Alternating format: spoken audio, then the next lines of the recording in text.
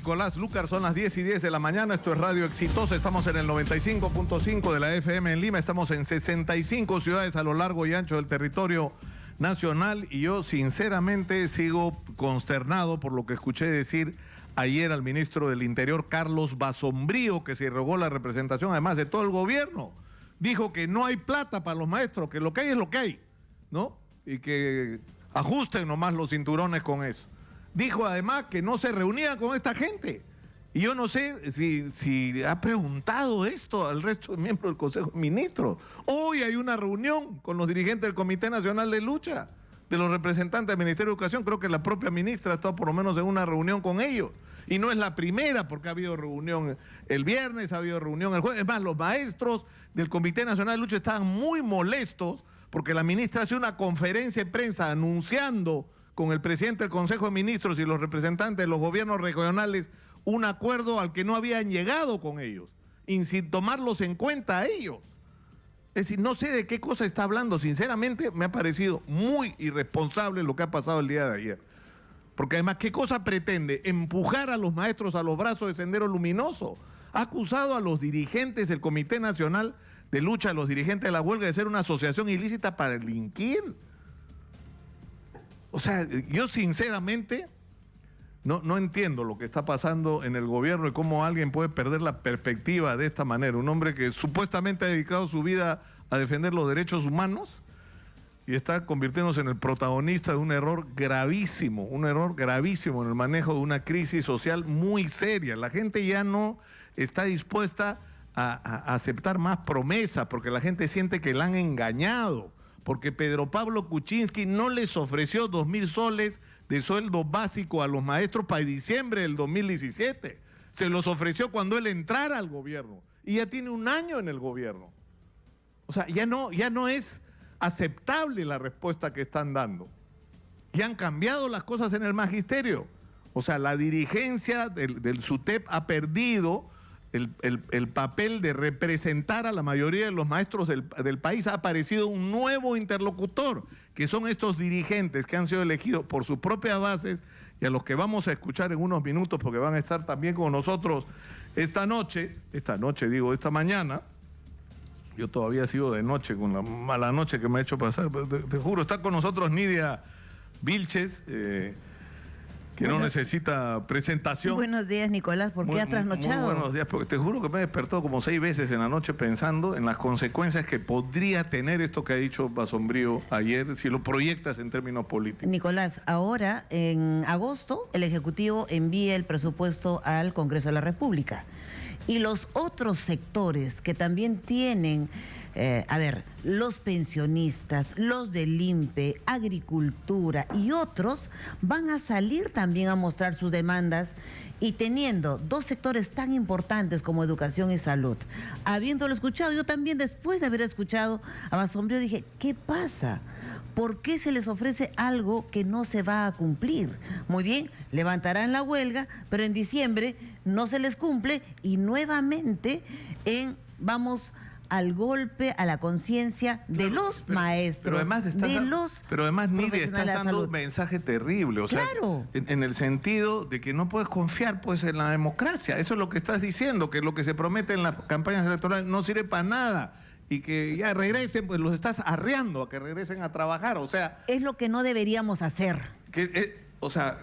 Mira, yo he hablado con montones de maestros en estos días y lo que reclaman, y con huelguistas, ¿no?, por todos lados para escuchar sus razones, y lo primero que escucho es que es razonable lo que te están diciendo.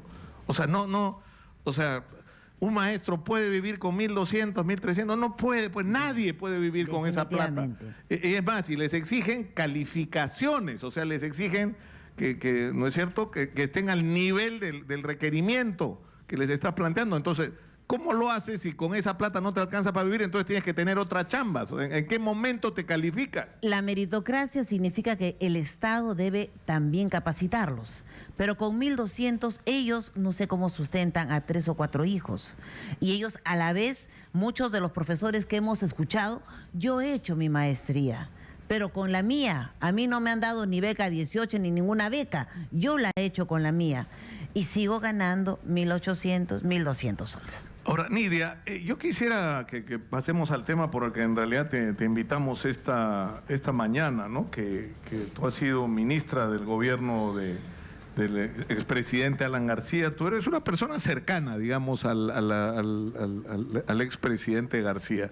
Y ha salido información con respecto a los $30.000, creo que son, ¿no? Son 30.000 exactamente, ¿no es cierto? Que Odebrecht habría donado a la fundación o donó a la fundación de Pilar Nores, y he aceptado que esto ha ocurrido, que esa donación efectivamente se produjo. Nicolás, y está declarado a la SUNAT. Cada donación, hay un proceso. Las empresas que hacen donaciones a distintas ONGs tienen que ser declaradas a la SUNAT, tienen que pagar los impuestos y de manera que debe tener el destino para el cual se recauda. El año 2010 se hizo una maratón, una telemaratón, donde se recaudó una buena cantidad de fondos y de esta manera ahí aparece el primer cheque de Odebrecht. Con la razón social, Odebrecht Perú Ingeniería y contratista SAC, $20.000. Y luego el 2010 hay donaciones de $5.000, 3 cheques de $5.000, con 3 razones sociales distintas, pero que van también al fondo de donación y son declarados, ingresa por la SUNAT, son declarados formalmente para el uso que le da la señora Pilar al programa Sembrando. Ahí no hay nada oculto. Lo que ha hecho Hildebrand en sus 13 no es nada novedoso, porque sí lo tiene declarado y registrado. Ahora, lo que dice es que lo que ha hecho esta declaración de Pilar Nores es que en el año 2006 se lanzó el programa Sembrando. Y en octubre de ese año, del 2006, se hizo una teletón y en esa campaña de 2 días se recolectó casi 4,5 millones de soles.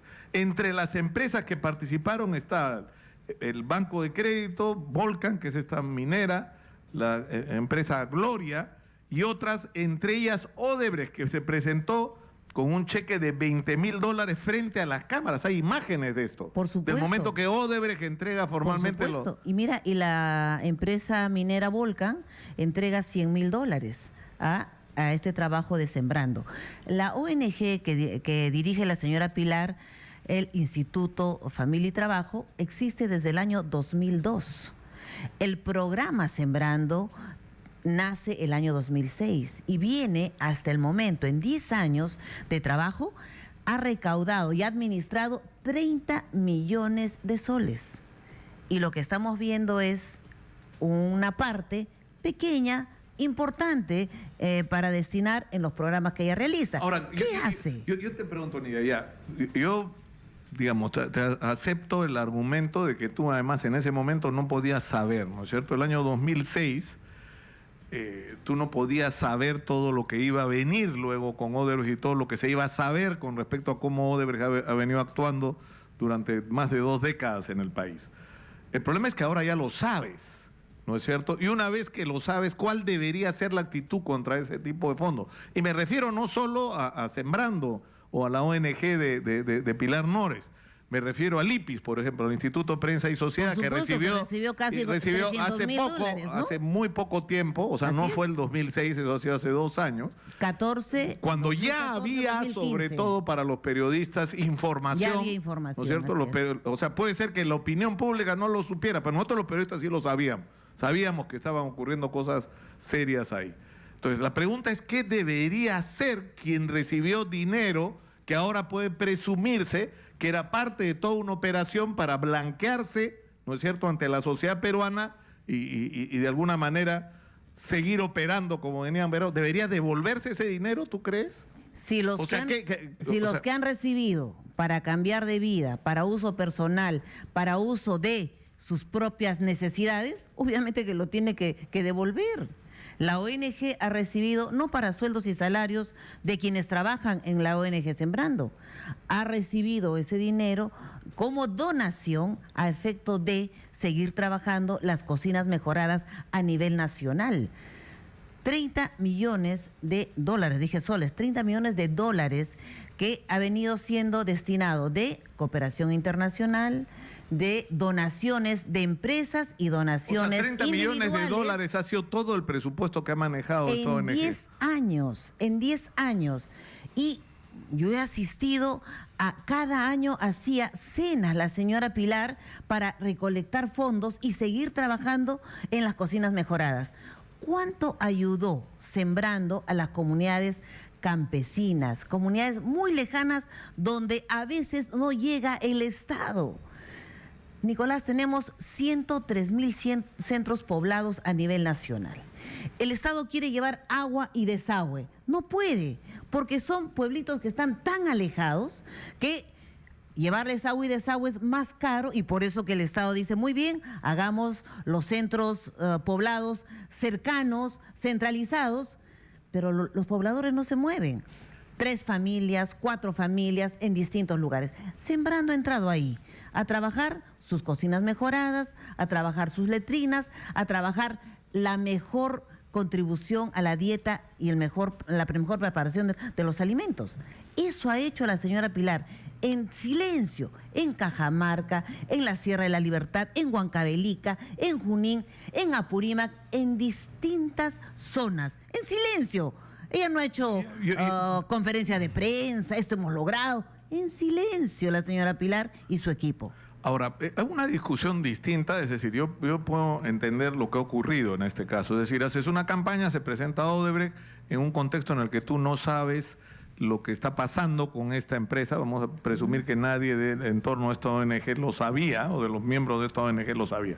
Sin embargo, hay otro aspecto que sí resulta trascendente, es decir, en la información que se ha recabado sobre o que viene desde Brasil, de lo que conocemos hasta ahora. Hay un momento que se hace referencia a un AG, ¿no? Que Alan dice que es Andrade Gutiérrez, bueno, sus detractores dicen que en realidad es Alan García, pero lo que se ha dicho, y eso está claro, acaba de ser recordado, porque es una información que ya se conocía, el diario Globo, que estamos esperando que termine de desenrollar toda la información que tiene, porque tiene más. Lo que ellos dicen es que Odebrecht ha afirmado que le dio dinero a prácticamente todos los candidatos importantes de las últimas elecciones, incluyendo a Mercedes Arauz. Entonces, lo que estamos... Que fue candidata frustrada del Partido Aprista porque se quedó en el arranque, ¿no es cierto? Pero que hoy es vicepresidenta. Lo que estamos viendo entonces no es el trabajo social que hace Sembrando ni la señora Pilar. El objetivo es Alan García y ubicar quién le entregó dinero. Ustedes han escuchado y todos hemos escuchado, no ha recibido ni ha pedido un sol. Y si ahora quieren virar la mirada hacia Mercedes Arauz no ha sido candidata del Partido Aprista, la elegimos y luego renunció la plancha presidencial. ¿Por qué la nombra Odebrecht entonces? Muy bien, entonces tendrán porque seguramente... siempre se hace, o sea, cuando incluso en la pre-campaña, por ejemplo, uno ve lo de Zurek, ¿no? Que pretende ser alcalde a la municipalidad de Lima. Todavía no lo ha elegido su partido, creo, porque es un precandidato de Somos Perú, ya tiene toda la ciudad llena de carteles. ¿No es cierto? Eso supone que para las campañas hay una inversión que comienza incluso con la promoción del que pretende ser candidato cuando todavía no lo es. Claro, entonces... y ahí en muchos casos ocurre que personas y empresas aportan dinero porque les gusta ese candidato, digamos, y quieren que ese candidato, o qué compromisos habrá asumido ese candidato con, ¿no es cierto? Queda claro entonces... Con estos grupos, personas o empresas. Nicolás, queda claro que no hay observación para con el trabajo social que hace la señora Pilar, que en su momento recibió donación y que fue destinado para esos programas sociales. Alan García no tiene nada que ver con esta ONG, él es miembro de la ONG. Nada que ver, la señora Pilar constituye esta ONG el año 2002 y viene trabajando, reitero, silenciosamente. ¿Tú no la has visto a ella haciendo, a ver, estos son los resultados? De vez en cuando sale e informa, porque los organismos internacionales de donde recibe financiamiento también necesitan información. O los donantes, que no son más de 245 personas que han sido los donantes. Pero eso está felizmente declarado y registrado. Objetivo Alan García. Alan García ha repetido y ahora está asistiendo a las citaciones de la Fiscalía y ha dicho claramente, no he recibido, no he pedido y no tengo. Y esas siglas AG no solamente están en una agenda del Perú, están en varios países. Entonces, AG tiene que ver con quién o con qué. Que se lo pregunten a quienes registraron esas siglas. Cercanamente, nosotros tenemos al presidente Alan García aquí en el Perú y él ha ratificado: no he recibido, no he pedido. ¿Quieren involucrar a Mercedes Arauz? Ella ha dicho claramente: a mí no me han entregado, y no tuvimos candidata. Marchamos el partido aprista sin candidatos y tuvimos 4 congresistas. Claro, pero, eso es lo claro. pero la pregunta que mucha gente se hace es: ¿por qué tenemos que creerle en algunos casos sí y en otros no a Odebrecht con lo que dice? Es decir, cuando se refiere a ustedes no hay que creerle, cuando se refiere a otros sí. Perdón. O sea, cuando dice, le di $3 millones a Nadine Heredia, entonces sí, eso es verdad. Bueno, que precise quién y cuánto le dieron a Mercedes Arauz. Tú dices una relación de candidatos incluyendo a Mercedes Arauz. Muy bien, que se precise quién y cuánto le dio y en qué momento. Así como dice cuándo le dieron a Ollanta Humala los 3 millones de soles, cuánto y en la cuenta de quién le dieron a Toledo. El artículo de O Globo, que dicho sea de paso, está muy bien escrito, porque comienza diciendo una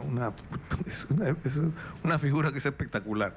Dice que si el caso Lavajato en el Perú se pudiera comparar con un partido de bowling, el efecto que va a tener sobre la política peruana es el de un strike, que es cuando todos los palos se caen para abajo. No va a quedar uno parado, dice. Nicolás, ¿no? ¿Cuánto daño ha hecho Odebrecht en América Latina y en los países donde ha invertido? Habiendo sido generoso cada país, habiéndolo convocado como empresa y luego habiendo teniendo las licitaciones bajo coimas. Que todos los nombres se sepan, claro, y que cada uno individualmente pueda responder. A mucha gente, Nidia, le cuesta... a mí mismo creer que Alan, con lo inteligente que es, porque es un hombre inteligente, se le pasearan pues las ratas, ¿no es cierto? Es decir, él viajaba con Barata no sé cuántas veces, tenía una relación estrecha con él, le regalaron un Cristo. Ellos fueron aportantes para este Teatro Nacional, también, ¿no es cierto? Directamente, o sea, a la construcción del teatro. Ya, pero, o sea, él estaba en y Barata se está burlando de él, coimeándose a la gente alrededor. Mira, Nicolás. A viceministros, incluso a ministros, o sea, repartiendo plata en todas las obras públicas que se hacían en esa época. Mira, Nicolás. Y Alan no se enteraba de lo que estaba ocurriendo en sus narices. Lo que ha ocurrido y lo que pueda declarar las personas con nombre propio y monto, que cada una de estas personas responda. Los que están presos, ninguno es aprista, gracias a Dios. De tal manera que si han hecho alguna gestión personalmente, que respondan personalmente. Lo que nosotros teníamos como encargo del presidente Alan García es cómo van las obras, el avance de las obras, que no se detengan, las transferencias que se hacían a los gobiernos locales y regionales, supervisar las obras en cada sitio. Yo he ido personalmente como ministra de Vivienda, Construcción y Saneamiento a cada una de las provincias, a Puno, Loreto, Cajamarca, cada una de ellas. ¿Tú eres consciente, Nidia, de la molestia que hay en la sociedad peruana cuando tú tienes por un lado a un ministro como Basombrío diciendo ayer no hay plata para arreglar el problema de los maestros, y te enteras, o sea...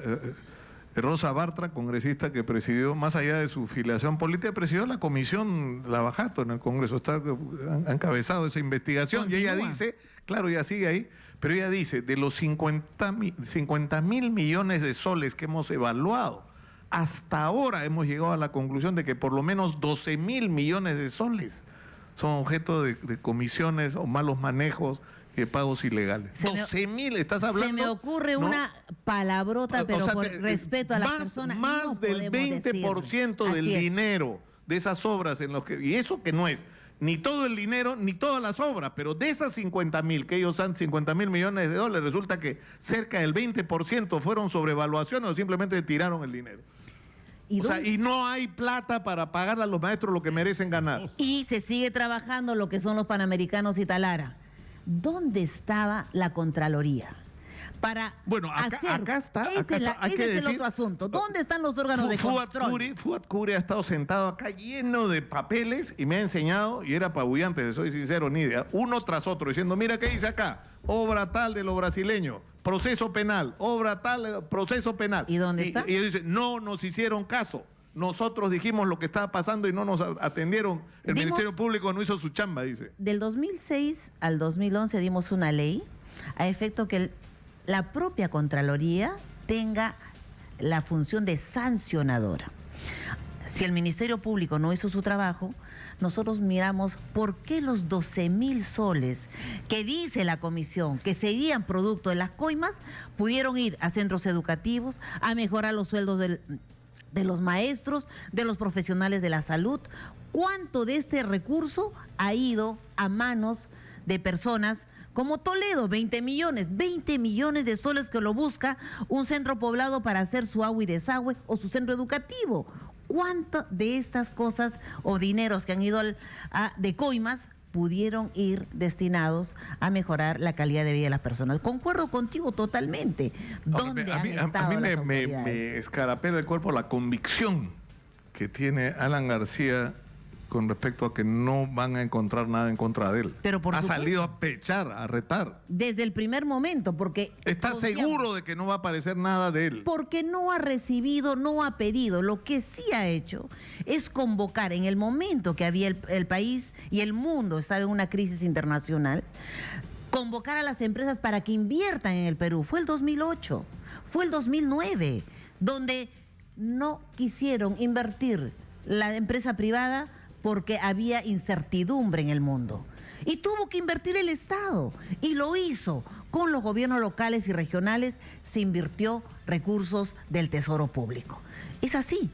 Bueno, Nidia, Pasamos tenemos momentos. que terminar. Vamos a ver qué pasa, porque esta historia todavía no termina. Vamos a ver en qué acaba esta novela al final. Este partido de bowling, como lo ha definido el periodista, este brillante de Globo, en el que según él no va a quedar un solo palo en pie, refiriéndose a la clase política peruana, a los dirigentes, a los expresidentes, exactamente. Que se señale nombre, monto y lugar, eso. Nidia, permíteme, Nicolás, sí. Antes de ir, quisiera enviar un saludo a Juliaca. Ha fallecido un militante nuestro a los 108 años de vida. Es Víctor Urbiola, fue nuestro prefecto, un empresario, un periodista, y que la gente, partidarios o no, lo quiso, lo respetó. Mañana será su sepelio. Mis condolencias a la familia Urbiola. 108 años tenía Urbiola. 108 años y 87 años de vida partidaria, de militante aprista. Nuestras condolencias a la familia Urbiola y mi reconocimiento a Víctor, con quien caminé junto, diría yo. Él caminó conmigo o yo con él. No quería, le dije, compañero, quédese aquí abajo. No, subió conmigo el cerro. Fuerte, vigoroso, siempre fraterno. Muchas gracias. Ha sido Nidia Vilches, exministra del gobierno del expresidente Alan García, que ha estado con nosotros. Vamos a ir a la pausa. Vamos a regresar con los dirigentes de la huelga nacional, de la huelga que está ocurriendo en este momento en el Magisterio Nacional. Con ellos volvemos. La pregunta que hemos planteado hoy día para este programa en las redes sociales es: los maestros continúan en huelga pese a posibles descuentos. ¿Qué opinan ustedes sobre esto? Su respuesta, por favor, háganosla llegar al Twitter, a @exitosap, o al Facebook, a Exitosa Noticias. Y están con nosotros los profesores Juan Antonio Ecoña, miembro del Comité de Lucha de los Profesores nombrados de la región Apurímac, y el profesor David Sarmiento, presidente del Comité Nacional de Lucha de Profesores Contratados del SUTEP, que viene desde Apurímac. Pero antes de ir con ellos, tenemos información de último minuto con Erika Aldave, que está en Huacho, y donde ha habido un enfrentamiento entre profesores. Hay un conflicto ahí que queremos que nos lo explique. Adelante, por favor, Erika.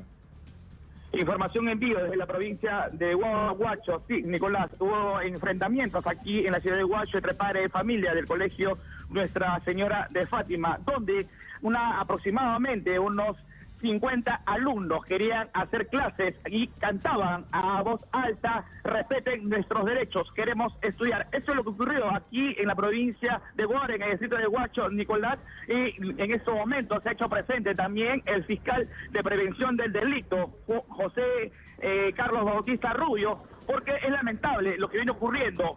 Profesores que no permiten el ingreso al colegio Nuestra Señora de Fátima. En otro lado de la información, también en el distrito de Santa María, docentes que están haciendo su huelga han ido al centro educativo Rosa de América del distrito de Santa María, porque ahí, en ese centro educativo, se estaban dictando las clases con normalidad. al ver que la directora no le abría las puertas, han agarrado piedras y han comenzado a chancar la puerta de este centro educativo de Rosa de América. La Policía Nacional está recorriendo todos los centros educativos porque en varios colegios, los docentes en esta ciudad no están permitiendo en que los alumnos ingresen a hacer sus clases con total normalidad. Esta es la información que podemos reconocer para Radio Exitosa, Eriel Dave, desde aquí de Huacho.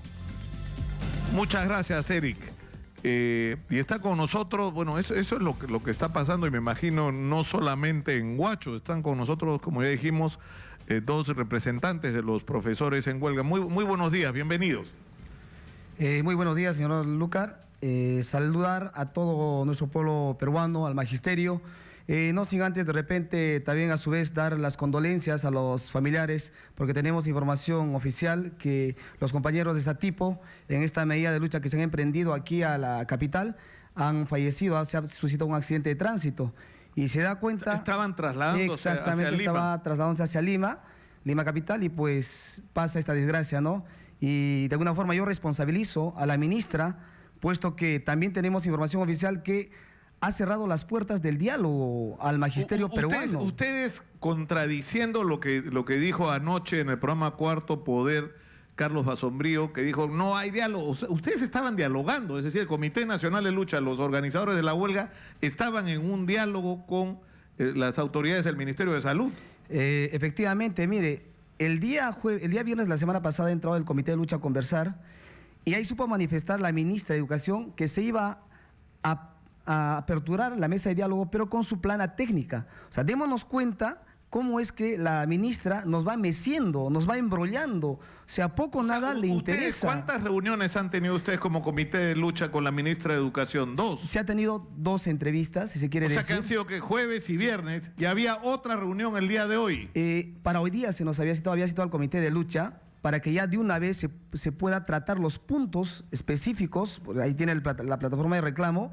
Pero se da cuenta, una vez más, somos de alguna forma embrollados, ¿no? Como bien le decía. Y dése cuenta, yo soy el profesor David Sarmiento Pimentel, yo no soy Movadep, no soy terrorista, y menos pertenezco a una agrupación política, como lo ha hecho el día de ayer el señor ministro del Interior, que sinceramente apena las manifestaciones que ha dado, ¿no? O sea, prácticamente ha dilapidado al pueblo, al magisterio peruano. Nos ha involucrado, creo que está buscando fantasmas el ministro Carlos Basombrío, porque fíjese usted, aquí en Lima se ha centralizado la huelga. ¿Por qué? Porque hay la necesidad de ser escuchados directamente aquí en el ministerio. Hasta la fecha, lo único que hemos recibido es simplemente, si se quiere decir, el mal carácter de la ministra, su incapacidad, su intolerancia, el no poder llamar al diálogo. Yo le pregunto al señor Nicolás Lucas, yo soy maestro contratado, yo gano 1.200 soles, perdón, 1.040 soles en una zona urbana. Si yo me traslado a una zona rural, voy a ganar mis 1.200. 1.200 alcanzará para el sustento de mi familia. De repente yo soy el único sustento de mi familia. Mis padres a lo que han podido educar. Ahora, son 1.200 y ella nos pide capacitaciones, nos pide diplomados, porque hay escalas en donde uno va ascendiendo.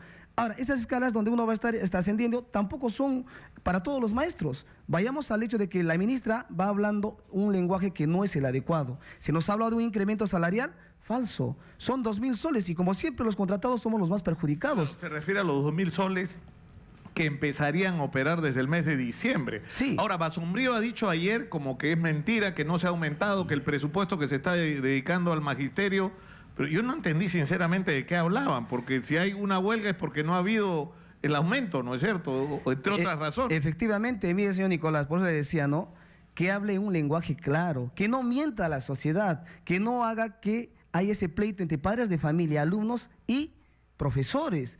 Ahora, esta medida de lucha no solamente es una cuestión remunerativa, es una cuestión también de presupuesto que exige el magisterio para educación. Usted sabe que si el Estado no garantiza salud, no garantiza educación y no garantiza vivienda, ¿de qué hablamos? ¿De qué sostén? ¿De qué desarrollo? En un Estado de democracia, lo cual yo digo que no hay.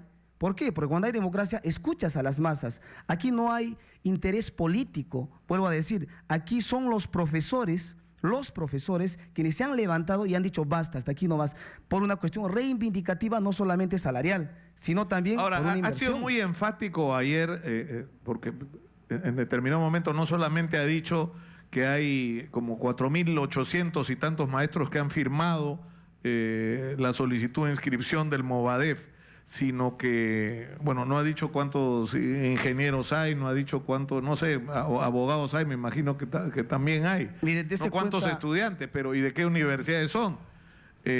Porque han firmado... ¿no? un padrón, supuestamente hay un padrón. Un padrón. ¿No? ¿Y cuántos han firmado? ¿Puede averiguar, señora Magariño, cuánta gente ha firmado por el Movadef?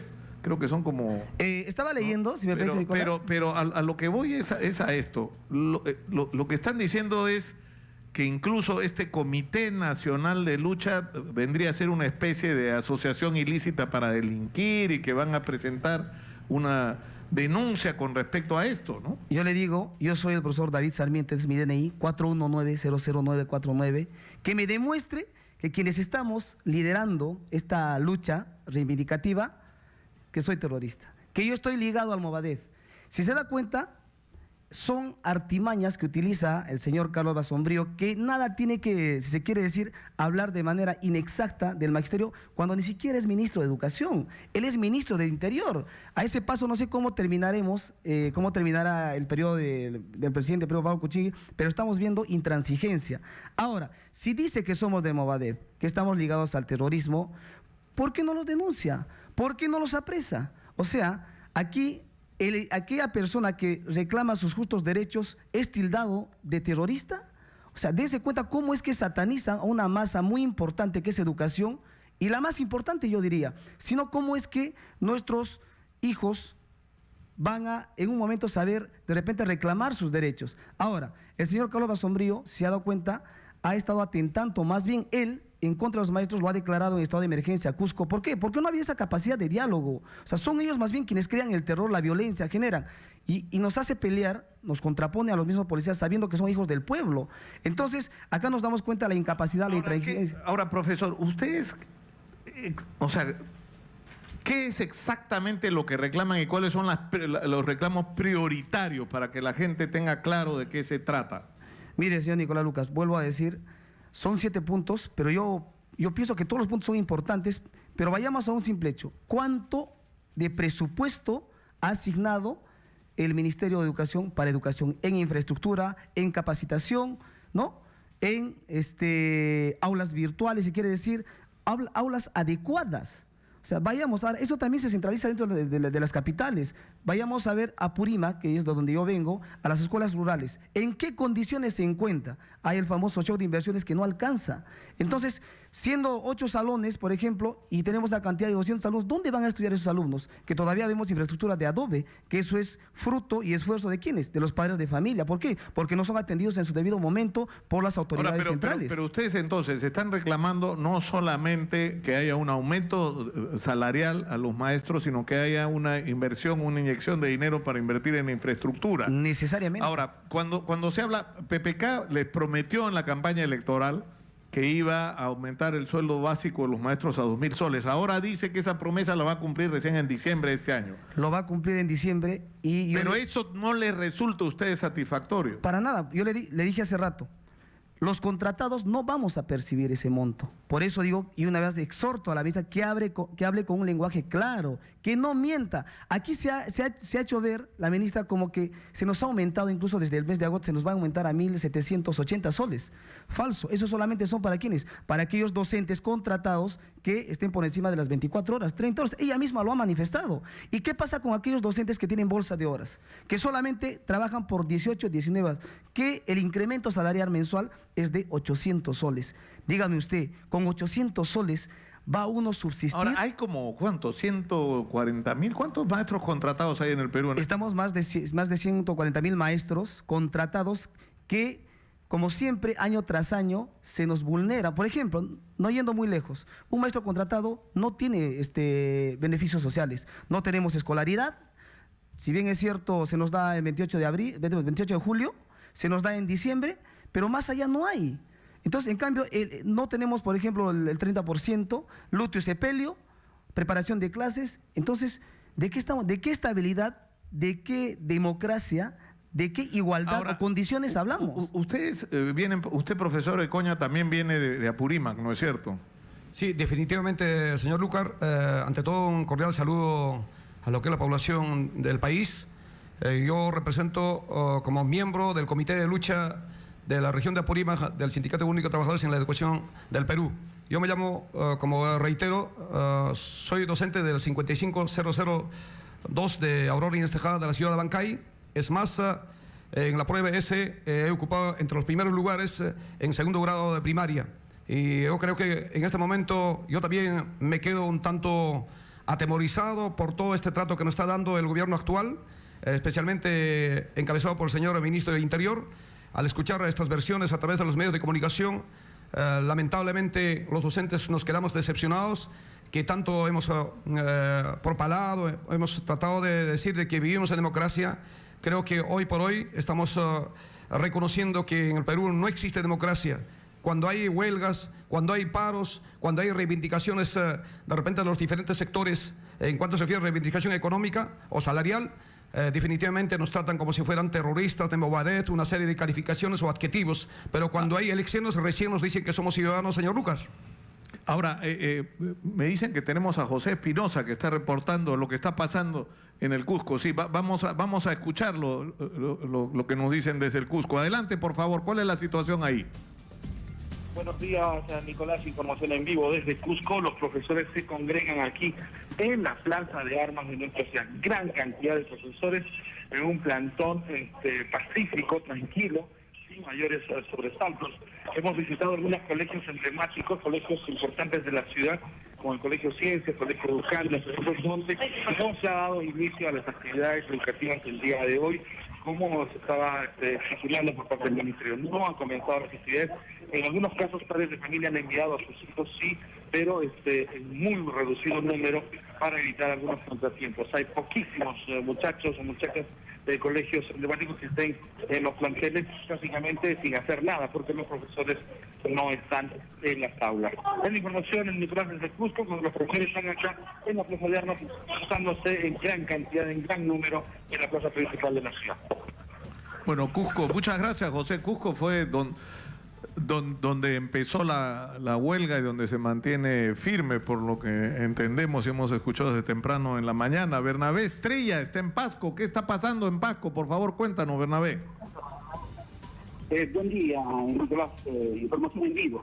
Te comentamos que estamos en diferentes lugares. Como venimos en horas de la mañana el día de hoy, nos ubicamos en diferentes distritos.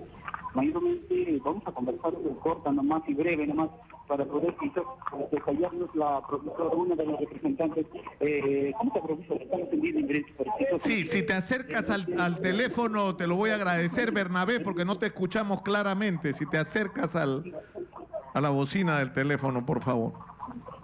Sí, Nicolás. Mayormente vamos a conversar con una de las dirigentes también, donde realmente el objetivo nos está trayendo cerca de lo que es la carretera central. De breves instantes van a hacer la movilización para el sur, lo que iban a hacer la carretera central. Dentro de ello, nosotros vamos a conversar con uno de los docentes también, quien puede ser de representantes de lo que es de la suya. ¿Cómo está, restaurante? Vamos a ver, buenos días. Estamos en vivo para que sepan lo que bien, el día de hoy está en caso la movilización cantidad. El día de hoy también ubicándonos en esta parte de seguridad que estamos mayormente mencionando que una institución sea parte de esa huelga. ¿Cómo está? Breve, hermano. Buenos días a la noticias y muchas gracias por esta oportunidad que nos dignan en brindar a todo el magisterio pasqueño. Ya es de conocimiento público y nacional que el magisterio peruano está en pie de lucha y respetuosamente, democráticamente, de acuerdo a la Constitución, no la huelga, pues el derecho a huelga que se está realizando aquí en Guariaca.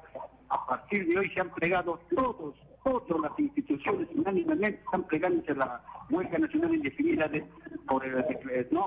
están atacando a las bases nacionales. Y esto significa de que prácticamente el día de hoy se está haciendo un contingente en la noche a la ciudad de Lima para poder apoyar a esos maestros que están allá en Lima capital en la Plaza de San Martín. Entonces, estamos en los 35 de protesta donde el gobierno regional, también el gobierno regional, el gobierno central no hace caso a lo que mayormente ustedes están haciendo su reclamo. Dentro de ellos, el día de hoy están cerca de la carretera central. ahí pegado. Ya. ¿Usted va a hacer lo que siempre la carretera central para hacer servicio contra pretendo?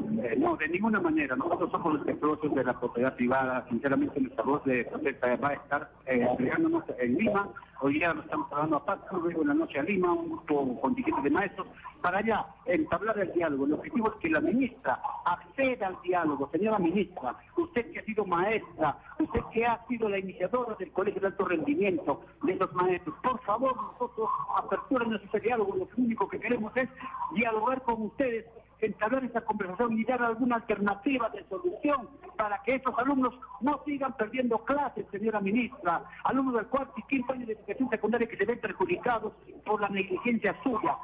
Actividades del gobierno central, pedimos esta apertura al diálogo a través de este medio de comunicación. Muchísimas gracias. Muchísimas gracias, profesor. Nosotros, Nicolás, estaremos volviendo de breves para poder llevar, porque ya se estamos preparando para la carretera central los maestros y pidiendo ahí en la institución que no está tratando eso. Y hay autonomía en gol de protesta también. Nosotros volveremos de breve instante para llevar la mejor información. Adelante, estudios. Muchas gracias, Bernabé, por la información. Bueno, estamos claros, en Cusco y en Pasco la huelga del magisterio continúa. Es importante que se haya hecho esta aclaración porque se circuló el rumor que los maestros de Cerro de Pasco iban a bloquear la carretera central. Esto no va a ocurrir, por lo menos en lo que compete a la responsabilidad de los maestros. Están en nuestros estudios Juan Antonio Ecoña y el profesor David Sarmiento. Ellos vienen desde Apurímac y son parte de la organización que está promoviendo, organizando el paro en esta región, en Apurímac. Ahora, ayer el ministro ha nombrado a Modesto Robles, a Jorge Chácara y a Abelino Ramos de la base de Apurímac como miembros del Movadef y supuestamente los que están, ¿no?, detrás de la huelga. No solamente se ha especulado, bueno, yo le digo, señor Nicolás Lucar, creo que en un país democrático donde las opciones políticas son abiertas, yo creo que cada quien tiene la posición, la postura política, a qué grupo o agrupación política pertenecer. En ese entender, mientras no se demuestre lo contrario, si bien es cierto, Movadef se le ha ligado al terrorismo, ¿por qué? Porque ha habido de repente personas que simpatizan o han simpatizado. Pero vayamos a una situación concreta.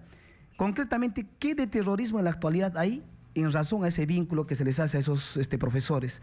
Yo particularmente... Claro, ayer el mismo ministro ha reconocido que el Movadef no es una organización ilegal, es decir, y por lo tanto el ser miembro del Movadef no, o sea, digamos, no te quitan ningún derecho. Exactamente. Entonces ahora pero lo que sí es cierto es que hay maestros que son del Movadef y que están defendiendo dentro del magisterio su punto de vista, ¿no? Mire, yo con toda sinceridad le digo, si ellos tienen algo o han tenido algo y se ha aprobado, será la ley quien se encargue en todo caso de sancionar a estos maestros, ¿no? Penalmente, no sé, pero en la actualidad, vayamos a una situación concreta. El ministro Bassombrío, yo no sé si le conste, porque es servicio de inteligencia, que le ha dicho. A mí me podrían decir muchas cosas. Yo podría decir que el ministro Carlos Bassombrío no tiene la capacidad o está ligado a un tema de corrupción, pero no me consta. Entonces, yo creo que aquí lo que está pasando es que se está satanizando. ¿Por qué? Al maestro. Y se le está vinculando con el terrorismo, cuando en la actualidad, dígame usted si ha habido algún atentado de algún maestro, por más que haya tenido esa posición política. No hay en concreto. Ahora, entonces... es importante, profesor Sarmiento, saber cuál es la posición de ustedes sobre las evaluaciones, porque es cierto que el maestro tiene que ser reivindicado en el Perú y que no es posible que sigamos viviendo la vergüenza de tener, creo que es en este momento el maestro peor pagado de Sudamérica. Lo ha dicho, peor pagado de Sudamérica. Esa es la realidad que tenemos en el país que más ha crecido económicamente en las últimas décadas. Es una paradoja, ¿no es cierto? El que más posibilidades tenía para mejorar la condición de sus maestros es el que menos ha hecho por ellos. Y lamentablemente lo mismo pasa en salud pública. Mire, pero a lo que voy es a lo siguiente. Es cierto que el maestro tiene que ser reivindicado, pero el maestro tiene que elevar su capacidad profesional también. Y para eso sí son importantes las evaluaciones. ¿Cuál es la posición de ustedes? Usted lo ha dicho, el maestro no tiene miedo a la evaluación. ¿Por qué? Vayamos a una crónica. El maestro desde que empieza a estudiar se evalúa. Se ha evaluado en inicial, se ha evaluado en primaria, se ha evaluado en secundaria. Para ser lo que somos en la actualidad, nos hemos evaluado. Para un cupo, se quiere decir, o una plaza vacante, el maestro contratado se evalúa. Entonces, es falso que el maestro tenga miedo a una evaluación. Usted lo ha dicho, pero creemos condiciones también para evaluar a un maestro. No se trata de evaluar punitivamente no has desempeñado en los objetivos y te voto. No se trata de eso. Usted mismo, con 1.200, con 800 soles, ¿un maestro podrá capacitarte? El maestro debe capacitarse, estoy de acuerdo con usted. Y todos, yo creo. Yo me pregunto, a nosotros nos obligan, si se quiere decir, nos obligan a evaluarnos, pero de la forma, de las condiciones que da el Estado. ¿A un maestro se debe evaluar? Sí. ¿Por qué no evaluarlo dentro de su campo de acción, en el aula? No con una prueba académica, que eso no mide o no me va a decir de un maestro que es bueno o es malo. Un maestro es maestro, ¿por qué? Porque sabe llegar a los alumnos y desempeña como debe ser en las aulas. Ahora, yo le pregunto a la señora ministra, ¿le habrán evaluado para entrar al ministerio? Si ahorita evaluamos a la ministra, yo creo que se jala, ¿no? Si yo le digo, ministra, estamos en pie de lucha y nos concentramos en la Plaza San Martín, probablemente se equivoque y se vaya a la Plaza Bolognesi. Entonces, yo digo, aquí está faltando un poco de criterio y sensatez. Como la Plaza Bolívar. Plaza Bolívar. Exactamente. Eso fue un lapsus, ¿no? Fue un lapsus que le puede ocurrir a el problema es que no le puede pasar pues, a la ministra. El detalle es, a la ministra de Educación, en vez de una crisis así, no le puede pasar un lapsus. Exactamente. O como lo que está pasando con el señor Córdoba Sombrío, y que dice que en 70% se ha incrementado al maestro. O sea, ¿qué estamos hablando? Y dése cuenta, ¿cuántos de los peruanos malinterpretan la lucha del maestro? Ya se está diciendo que se ha politizado.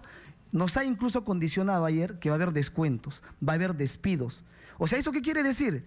Como no estoy acatando lo que está diciendo la ministra de Educación. Ahora, ha dicho una cosa muy fuerte ayer. No hay más, pues. No hay. Es lo que hay. La expresión exacta ha sido, señora Magariño, es lo que hay. Es lo que dijo Sombrío. Yo le digo, para mí es una cuestión de voluntad política. Pero sí ha habido para aumentar e incrementar a otros sectores. Y lo han hecho. ¿Por qué? Porque hay manejo político, pues hay voluntad política. Claro, ¿qué va a haber? ¿Qué aumento va a haber si estamos exonerando hasta en los impuestos? Entonces, ¿de qué dinero hablamos? ¿Por qué en todo caso no se homologan los sueldos a nivel del Ejecutivo y del Legislativo? Donde este año, en Fiestas Patrias, la ministra ha recibido más de 62.000 soles. ¿Cuánto ha recibido un maestro? 300 soles. Ahora, le decía, nos están ya prácticamente ajustando, y se quiere decir, condicionando, que no se nos va a pagar. Entonces yo le digo a la ministra, quiere decir que este mes mis hijos no tendrán algo que vestirse, no comerán. El maestro, fuera de trabajar en las aulas, por el mismo hecho de estar precariamente bajo en economía, tiene que dedicarse a otras cosas. Entonces no se pagarán las deudas, porque el maestro trabaja con préstamo muchas veces para poder subsistir, subsidiar y hacer alcanzar el sueldo. Entonces, prácticamente está condenando a la ministra. Una última pregunta que tiene que ver, profesor Coña, con el tema de la dirigencia nacional del SUTEP, con el Comité Ejecutivo Nacional. Esto es una huelga donde esta dirigencia ha sido completamente rebasada. Ellos no están de acuerdo con esta huelga. Ellos no solamente no dirigen, sino no participan y han acusado a los dirigentes de esta huelga de estar manipulados por Sendero Luminoso. Lo han dicho explícitamente.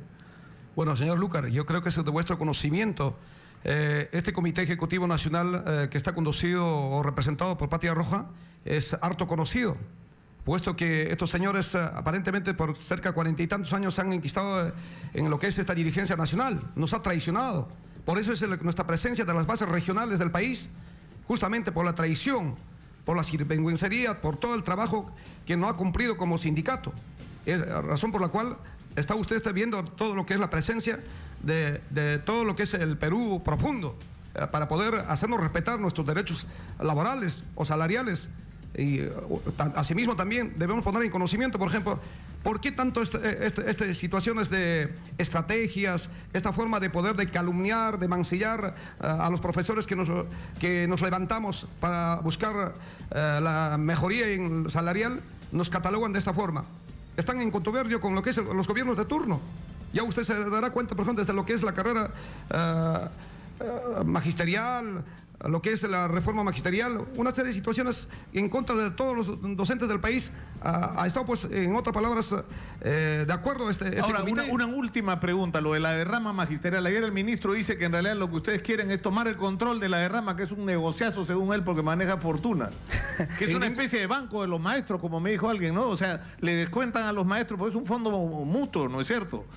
¿Quién controla la derrama magisterial? ¿También Patria Roja? Definitivamente, en este momento, justamente ese Comité Ejecutivo Nacional de Patria Roja es el que maneja. Nosotros En ningún momento nosotros no tenemos interés de querer de repente, como dicen la prensa, como también el gobierno de turno, decir de que nosotros estamos por la derrama o supo café. Están acostumbrados ellos a tener que manejar, a dar uso, como se dice, a su libre voluntad. Entonces, en este caso, creo que el compañero puede aclarar al respecto. Yo diría lo siguiente, señor Lucas, ¿no? Qué irónico, yo diría. ¿Por qué? Al manifestarse de esa manera, yo puedo pensar que el señor Carlos Basombrío ha tenido una conversación con los dirigentes de Nacional, ¿no? Del CEN, pero dése cuenta usted, yo me acuerdo que en esta misma emisora entrevistaron a dos colegas del CEN, no me acuerdo bien el nombre, y se lo dijo de frente, ¿no? ¿No será que ustedes, el CEN, son quienes realmente no quieren salir, ¿no? Y hablando obviamente de la mamadera? ¿Por qué? Porque son ellos quienes perciben, gozan de licencias sindicales, están más de 8 años ahí, y no quieren salir justamente. ¿Por qué? Por ese oportunismo, porque de la rama magisterial se les da un porcentaje. Es más, ellos tienen becas. ¿Sus hijos dónde estudian? Habría que hacer una investigación, ¿no? ¿Dónde estudian? Y realmente, ¿por qué? Yo, fuera de todo esto, llamaría en todo caso a la reflexión a esos, porque son maestros como nosotros, y que se sumen. Y que también no sigan mintiendo, diciendo que somos una minoría. Yo creo que usted ha tenido la voluntad y la predisposición de y atestiguar que no somos una minoría. Estamos más de 20 regiones aquí en la capital del Perú.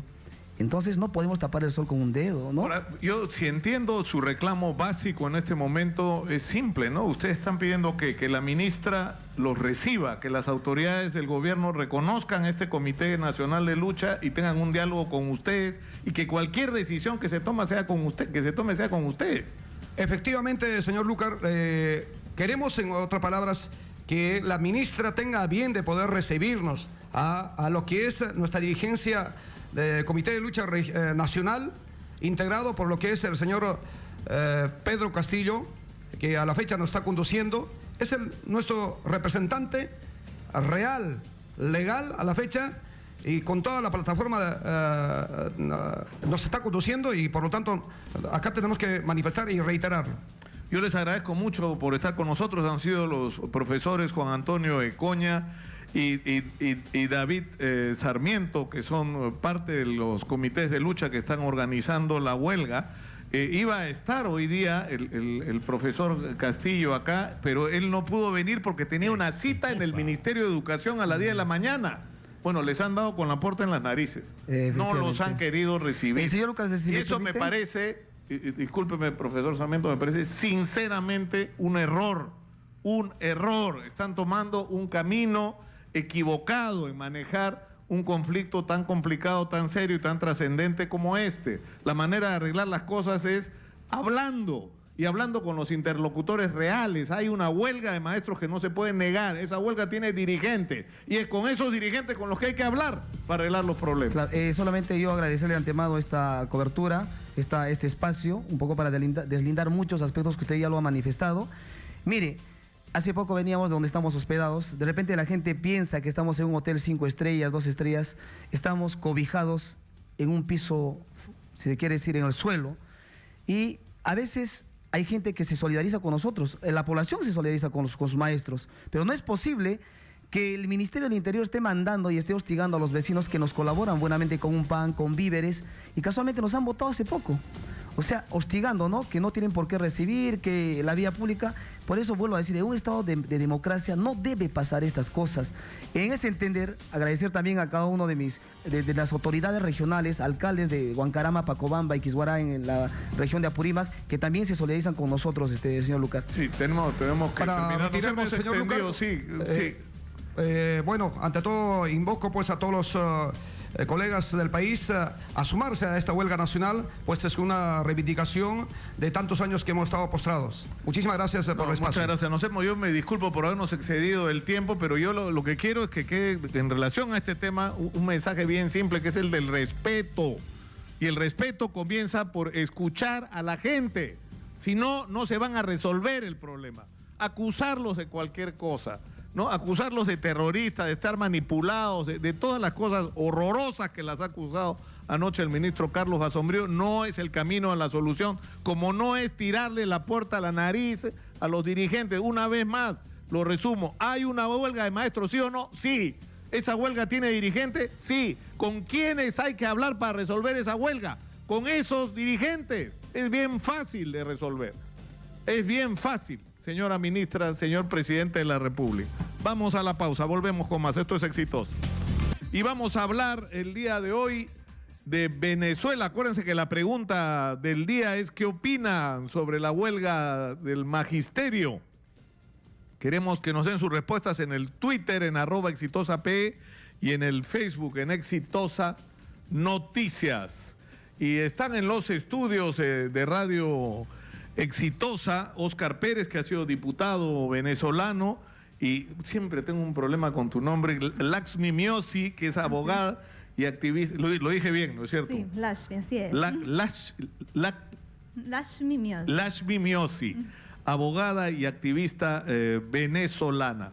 La situación está muy complicada porque se ha anunciado que esta mañana habría ocurrido un supuesto intento de ataque a un cuartel militar, ¿no? Y la información la ha transmitido Diosdado Cabello, que es uno de los dirigentes probablemente más importantes, si no el dirigente más importante del chavismo en este momento del gobierno venezolano. Muy buenos días, bienvenidos.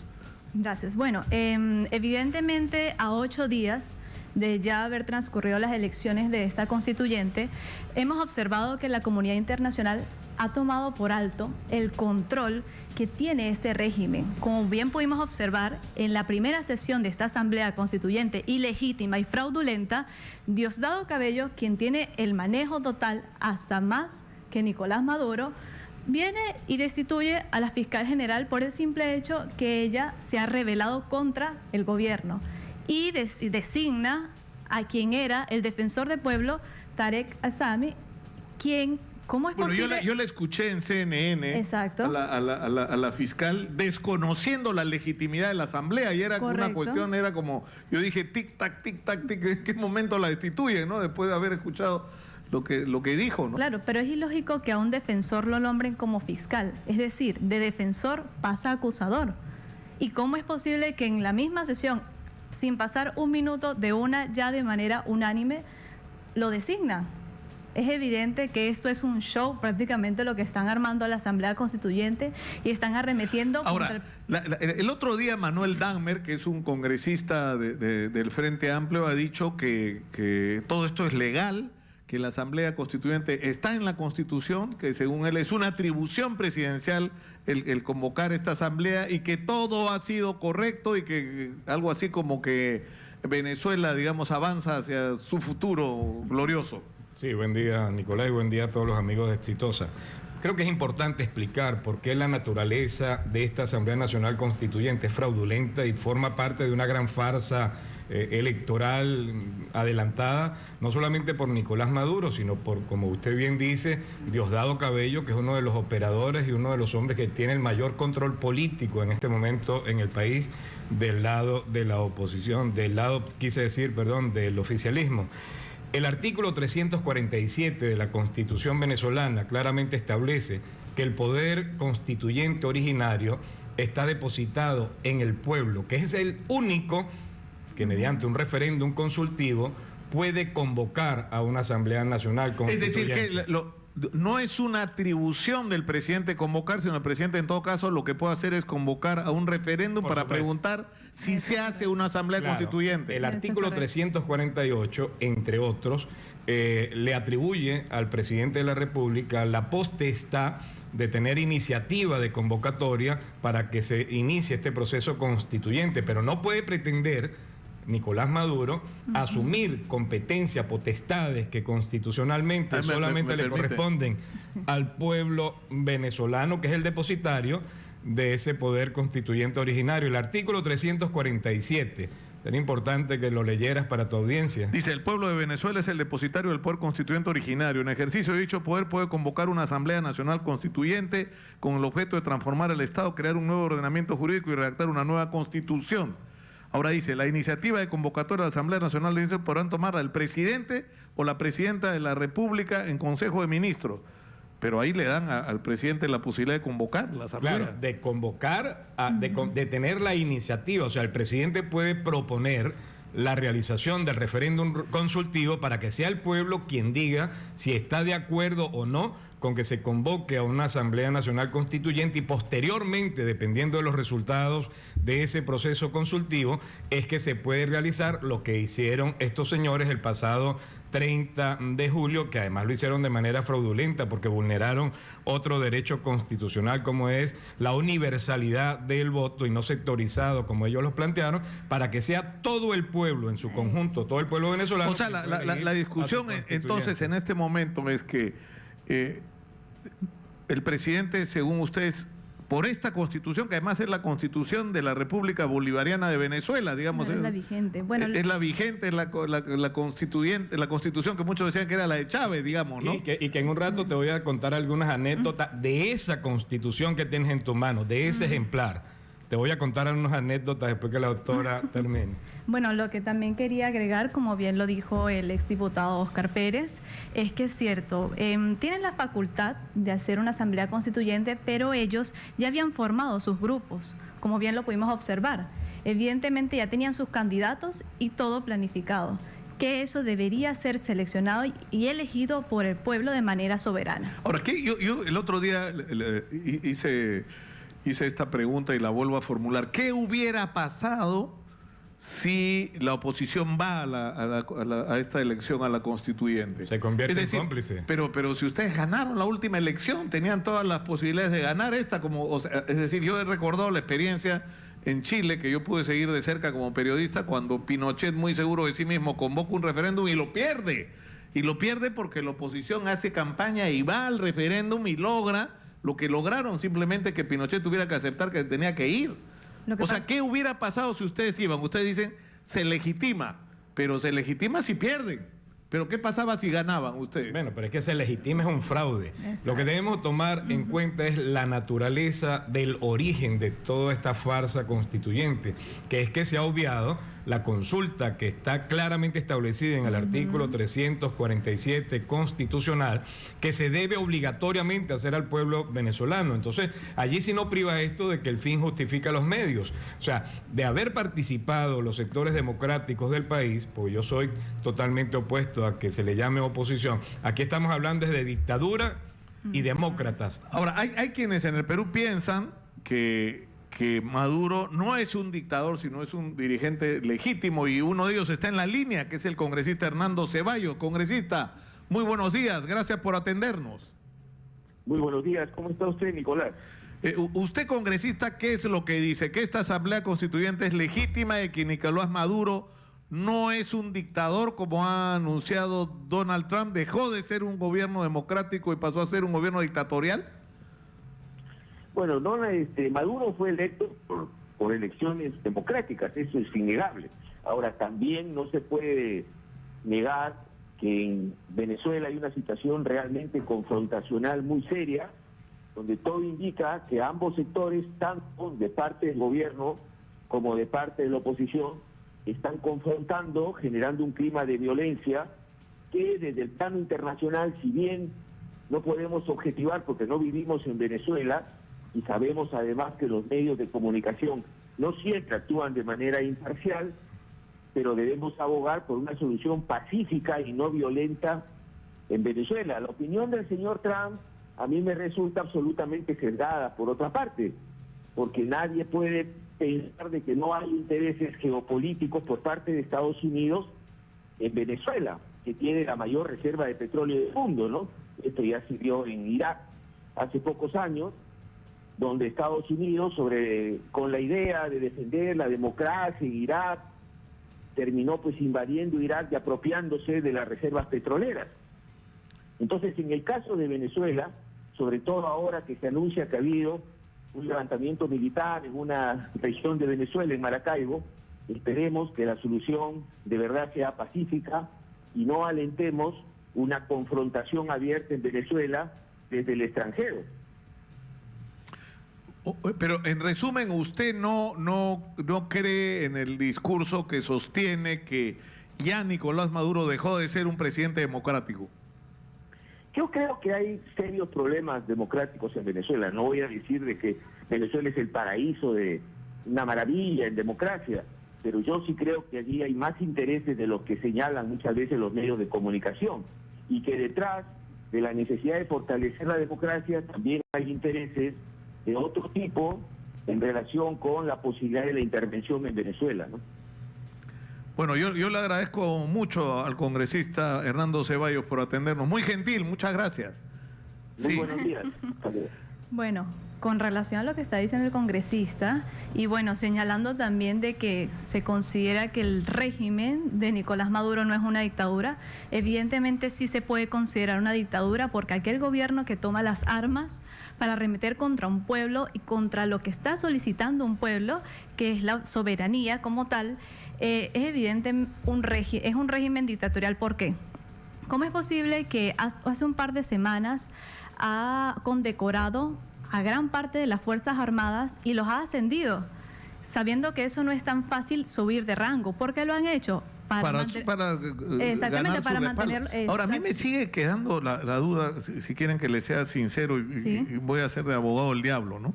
El artículo 348 dice: la iniciativa de convocatoria a la Asamblea Nacional Constituyente podrán tomarla el presidente o presidenta de la República en Consejo de Ministros. Punto y coma. La Asamblea, alternativamente, ¿no? La Asamblea Nacional mediante acuerdo de las 2/3 partes de sus integrantes. Punto y coma. Los consejos municipales en cabildos mediante el voto de las 2/3 partes de los mismos. O el 15% de los electores inscritos y electoras inscritas en el registro civil electoral. Claro. O sea, pero acá sí le está dando, en este caso a Maduro, la atribución de con el voto del Consejo de Ministros convocar a la Asamblea Constituyente. Claro, pero es que el proceso... ¿Qué es lo que él dice que ha hecho, ¿no? El proceso constituyente arranca con el 347, en donde claramente dice que el depositario del poder constituyente originario es el pueblo, a quien hay que consultar, es el único que puede realmente activar el proceso. Lo que tienen es iniciativa, en este caso el presidente, para que se comience a desarrollar el proceso, pero eso pasa claro, pero indefectiblemente por la consulta. Claro, pero digamos, formalmente, y por eso es que Tanmer insiste en el tema, él dice, no hay ningún artículo donde diga que para que el presidente pueda convocar tiene que hacer, según la Constitución, un plebiscito previo. No lo dice expresamente. Pero es que además hay precedentes. En el 2004, Hugo Chávez Frías fue sometido a un referéndum revocatorio y fueron los pasos claramente establecidos por el propio Hugo Chávez Frías para que se pudiese desarrollar ese proceso de consulta referendaria. El problema es que estamos en una situación sin salida en este momento. Es decir, ¿qué solución hay? ¿Un golpe de Estado? O sea, estamos en una situación donde ustedes desconocen a la Asamblea Constituyente, ellos desconocieron ya la vigencia del Congreso con la elección de la Asamblea, ¿no es cierto? Y es decir, tenemos dos poderes en Venezuela, ¿no? No, y lo que sucede es que también la comunidad internacional, ¿qué efecto surtiría ahí? ¿Por qué? Por ejemplo, tenemos la OEA, la ONU, el Mercosur, entre otros, y hemos visto que Cuba, por ejemplo, ha tenido un bloqueo económico por 52 años y sin embargo continúa. Ahora pongamos, le han puesto sanciones, resoluciones de sanciones a Corea del Norte y para ellos es un chiste. Entonces, la comunidad internacional, ¿qué rol está cumpliendo acá? ¿Qué debería ocurrir, según ustedes? ¿Una intervención militar? En absoluto. Nosotros, por supuesto, que jamás apoyaríamos, en mi caso, en lo personal, jamás apoyaría una intervención internacional en mi país. Incluso, voy más allá, no soy partidario de sanciones a Venezuela. Un país que ya está sancionado, la gente pobre, la gente más humilde, la clase media, ya está sancionada. O sea, pedir sanciones económicas para el país sería definitivamente terminar de sacrificar a un pueblo que hoy día literalmente ¿Y cuál está pasando es la salida hambre en Venezuela? Mira, la salida es el respeto a la Constitución, Nicolás. La salida es que se respete lo que claramente establece la Constitución. Pero eso no es un punto de acuerdo. O sea, ya no hay camino de vuelta. O sea, no va a haber ninguna posibilidad de negociación de acuerdo con el chavismo.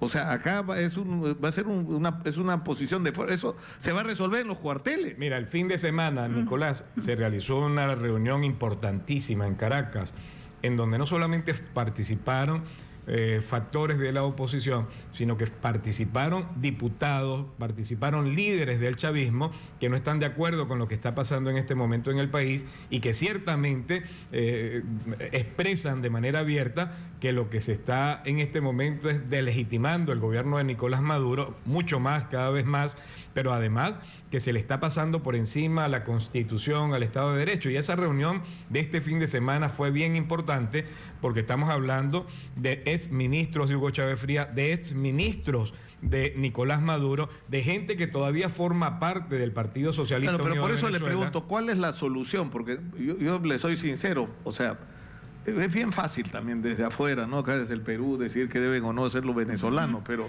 o sea, a mí me da la impresión de que si ustedes hubieran ido a la Asamblea Constituyente, la ganaba.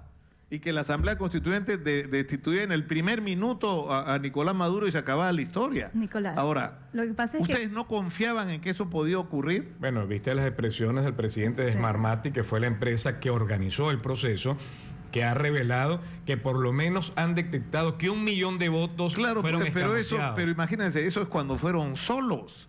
O sea, han ido solos y han tenido Pero es así. que manipular. Mira, Nicolás, si iban ustedes a la votación, la historia era otra, se llevaban Pero observadores. es que no pueden ¿no? Lo que Es pasa que es mira, que- a ti, por ejemplo, a ti te Sí. falta para tu auto unas llantas y estás urgido por comprar unas llantas y no tienes el dinero completo. Eso no puede justificar que vayas donde hay unos ladrones vendiendo llantas robadas y tú las compres, independientemente de que sea tu necesidad de colocarle las llantas al auto.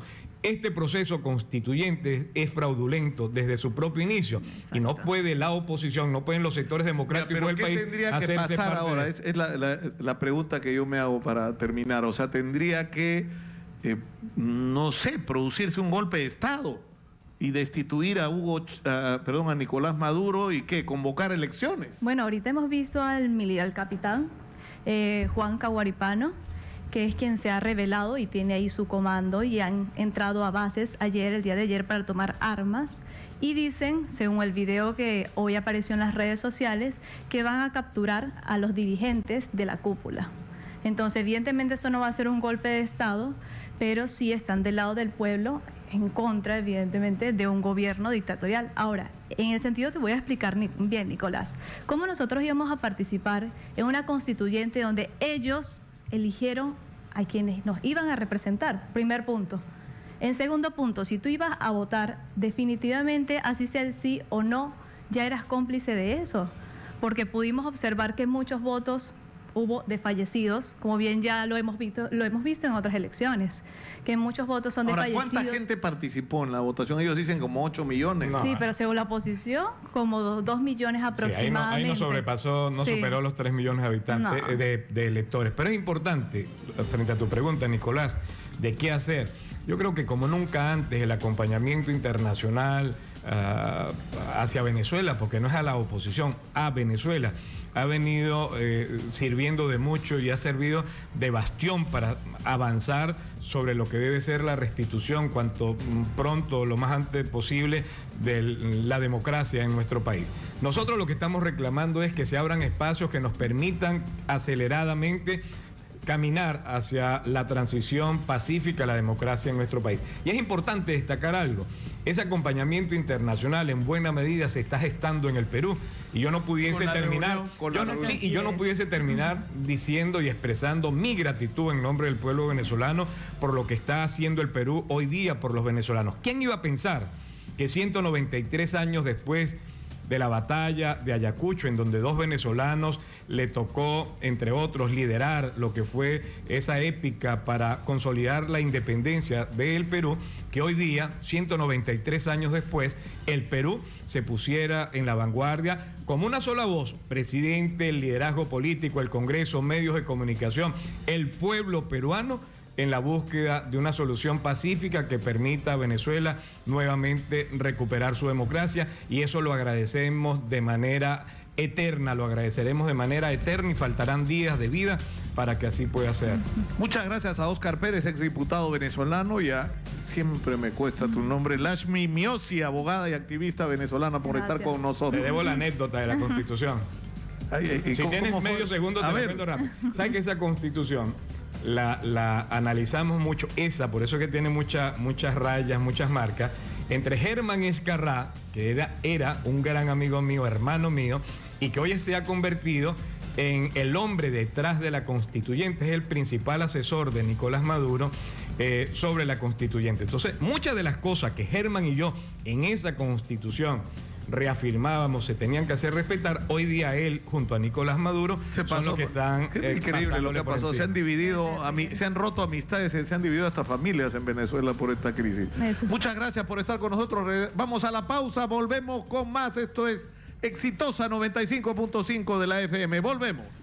¿Estás lista, Judy, o todavía? Estoy lista, ¿me escuchas? A ver, ¿qué dice la gente en las redes sociales sobre la huelga magisterial? Sobre si esta debe continuar o no, sobre lo que dijo ayer Basombrío. Cuéntanos. Bueno, la noticia de hoy ha sido que se ha calificado de terrucos alrededor de 5.000 profesores, ¿no? Pero que habían firmado el padrón del Movadef. Bueno, hay opiniones al respecto y Bobby nos dice que no les paguen y si no van 5 días seguidos a las clases, que los despidan y contraten otros que sí necesitan trabajar. Hay muchos profesionales, dice, con maestría que darán una buena educación a nuestros hijos. Sería preciso saber cuántos estarían dispuestos o contamos, ¿no?, en el sector educación para que asistan a los colegios.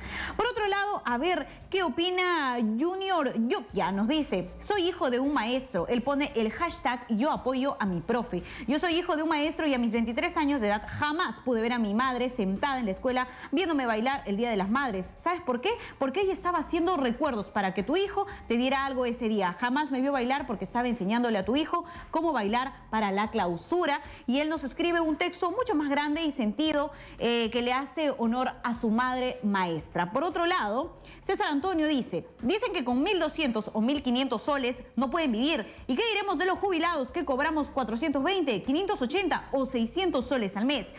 Hay muchos comentarios bastante fuertes. Nicolás, no te los puedo leer, pero por otro lado vamos a tratar de buscar aquí, estoy tratando de buscar uno que se adecue a los oídos de nuestros oyentes. A ver, Frapi nos dice, lo más idóneo es que la ministra dé un paso al costado. Si quiere dar muestra de democracia, debería reunirse con todos los representantes de los SUTE regionales y firmar un acta con los acuerdos y desacuerdos de ambas partes, menciona. Por otro lado, John Paul nos dice, los profesores deberían exigir su sueldo de acuerdo a la evaluación que ellos reciban y no solo examen escrito, sino una clase maestra y luego ya ha contratado vigilar sus clases de forma aleatoria. Buena propuesta, vamos a ver qué opinan en nuestro Twitter.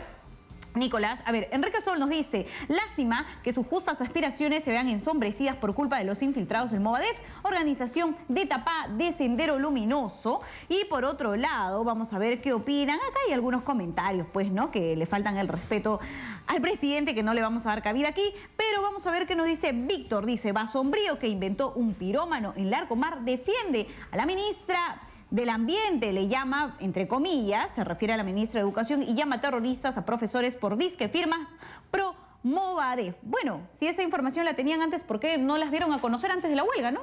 Sí, pues, a mí lo que me parece serio es lo siguiente. Hay una huelga real, ¿no es cierto? Existe, la huelga está ocurriendo, ¿no?, más allá de nuestras voluntades. Y esta huelga tiene dirigentes reales y con quien hay que conversar es con ellos para ver cómo se resuelve esa huelga. Yo he hablado con montones de maestros en los últimos días, de los que han sido electos por sus bases y muchos de los cuales están acá en Lima, y me parece gente que si bien está harta de que los besan, ¿no es cierto?, de que les prometan cosas, es gente con la que se puede hablar, con la que se puede sostener una conversación, porque finalmente son maestros, ¿no? Y yo la verdad no he encontrado en algunos casos hasta he provocado la confrontación así, o sea, no he encontrado terroristas ni nada por el estilo, no es el discurso de un maestro molesto más bien el que he encontrado. Yo he estudiado en un colegio nacional, Nicolás, sé de las deficiencias, creo que esto nace por una problemática que es real efectivamente, pero destruir paredes de un aeropuerto deslegitima la protesta. Yo los apoyo, pero hay formas. No, claro, eso estamos absolutamente claros. Ahora, el problema es que hay momentos en que la gente se indigna porque no los respetan, pues, ¿no? O sea, la gente se desespera, la gente pierde la paciencia, y cuando se pierde la paciencia, la indignación es una mala consejera, ¿no? Entonces, y obviamente hay gente que quiere sacar provecho político de esto. El problema es que si somos inteligentes, no dejamos que le saquen provecho a un reclamo real, ¿no es cierto? Y que se extienda Pero en si todo el actuamos territorio como nacional. burros, ¿no es cierto? Le estamos regalando, ¿no es cierto? Entregándole a los brazos del Movadef la indignación legítima de los maestros. Pero en fin, esperemos que las cosas se enderecen. Muchas gracias, Yuri. A ti, Nicolás. Muchas gracias. Y está con nosotros ahora el doctor Dani Guevara. Él es... Danilo, ¿es usted? Danilo Guevara Soria. No me diga, como Danilo, el general, como el general. Es un homónimo. Es un homónimo, ya. Usted es defensor, abogado defensor del técnico de la Marina de apellido Becerra, ¿no es cierto? Exactamente, asumí la defensa del señor Becerra el año pasado, después de una verificación minuciosa de todo el expediente que ocurrió en su caso. Hay que tener en cuenta que los hechos que se atribuyeron a él fueron ocasionados o realizados supuestamente en el año 2012, en mayo de 2012, en el cual ya existe una sentencia de primera y segunda instancia. Se agotó la vía jurisdiccional del Fuero Militar Policial mediante una revisión de sentencia, que es un recurso extraordinario, y ya se interpuso también una acción de habeas corpus, la cual ha sido admitida por un juzgado de la Corte. Ya, pero a él lo acusan, entiendo, de haberse robado unas llantas, y usted dice que todo en Arequipa, y usted dice que todo el proceso, y no solamente en este caso, sino en otros casos, es irregular. Efectivamente. Él está sometido a la justicia La justicia militar, exactamente. A la justicia militar, teniendo en cuenta de que la justicia militar se debe nutrir también en forma supletoria del Código Penal común, no se ha respetado las garantías de debido proceso. Ahora, ¿por qué? ¿Qué cosa es lo que ha ocurrido? Por ejemplo, él inicia bajo la premisa de que él ha sido perseguido por la Marina de Guerra por haber denunciado actos de malversación de fondos de personal militar en la tercera zona militar, en la tercera zona naval, correctamente. Esos son los datos que él inicia, pero más que todo eso es un elemento subjetivo. Objetivamente hay denuncias interpuestas por él en el fuero común, en la Fiscalía Corporativa de Arequipa, las cuales han sido archivadas. He verificado. Es decir, él hizo denuncias antes de que lo acusaran a él. Antes de que lo acusaran a él. Él estuvo haciendo una investigación, presentó los medios probatorios. ¿Sobre qué? ¿Qué era lo que él denunciaba exactamente? Sí, disculpe. Él consideró que estaba afectando el dinero de personal militar, se le estaba dando francos al personal y que eso necesitaba una investigación. Posteriormente, bueno, eso es lo que él argumenta. Yo, como le digo, yo asumí la defensa el año pasado, y verificado las incongruencias dentro de lo que es la sentencia, inclusive dentro de los tipos penales que le imputan a él para ser sentenciado posteriormente, primera y segunda instancia, como le digo. Ese es el argumento principal.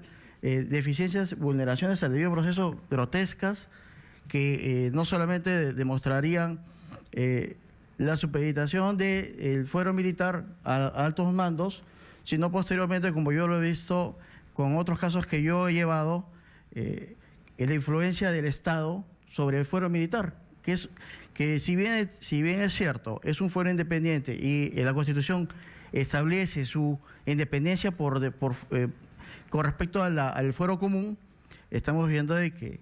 Ahora, pero lo que a mí me resulta preocupante es que usted dice que hay un técnico de la Marina, un subalterno, Becerra, que descubre que están ocurriendo cosas incorrectas en la institución de la cual él es parte, y él denuncia estos hechos, y la represalia que se toma contra él, según la versión que él sostiene, exacto, es acusarlo de haberse robado unas llantas. Exacto. ¿Y él está preso en este momento? Él está preso. Él primero fue sentenciado en primera instancia a 5 años de pena privativa de libertad, y posteriormente fue variada a 4 años de pena privativa de libertad. Él solamente está pensando en algo básico.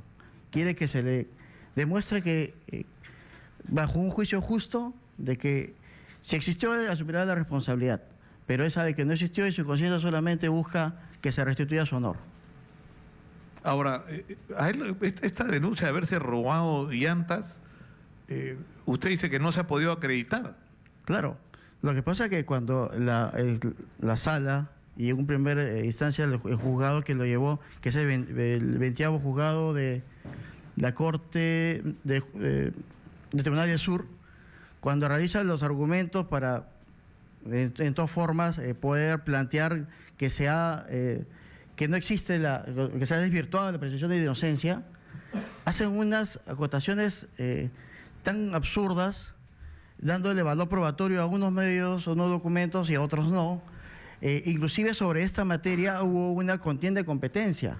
O sea, después de iniciado de investigación, hubo una contienda de competencia que se fue dirimida a favor de la Marina de Guerra. Y actos principales que se realizaron por medio de la policía fueron actuados en instancia militar, ante la justicia militar policial, cuando, definitiva, cuando se le quita la competencia al fuero común, estos deberían haber vuelto a ser actuados. Nunca se volvieron a hacer, se obvian medios probatorios que son favorables al técnico Becerra, y todos estos actos, posteriormente, con acreditación de vulneraciones definitivas al debido proceso, han generado una sentencia condenatoria en 2 instancias y una tercera inhibitoria del Tribunal Revisor cuando se hace el recurso extraordinario de revisión de sentencia, diciendo que no se pueden analizar pruebas que ya se actuaron en el juicio, cuando también el Código establece que no solamente cuando se han actuado, sino también cuando se han actuado indebidamente. Y estamos demostrando ese es el hecho exactamente. Bueno, yo le agradezco mucho al doctor Danilo Guevara y vamos a seguir con atención el caso de este técnico de la Marina de Guerra de apellido Becerra. Muy gentil por estar con nosotros, doctor Guevara. Nos vamos con Sofía Gallegos. ¿Qué está pasando? Ustedes saben que hay huelga del no solo del magisterio o de sectores importantes del magisterio, sino hay huelga médica, hay huelga de los obstetras, hay huelga de las enfermeras, y precisamente sobre la huelga de las obstetras algo está ocurriendo en este momento y Sofía Gallegos nos trae la información de último minuto. Adelante, Sofía.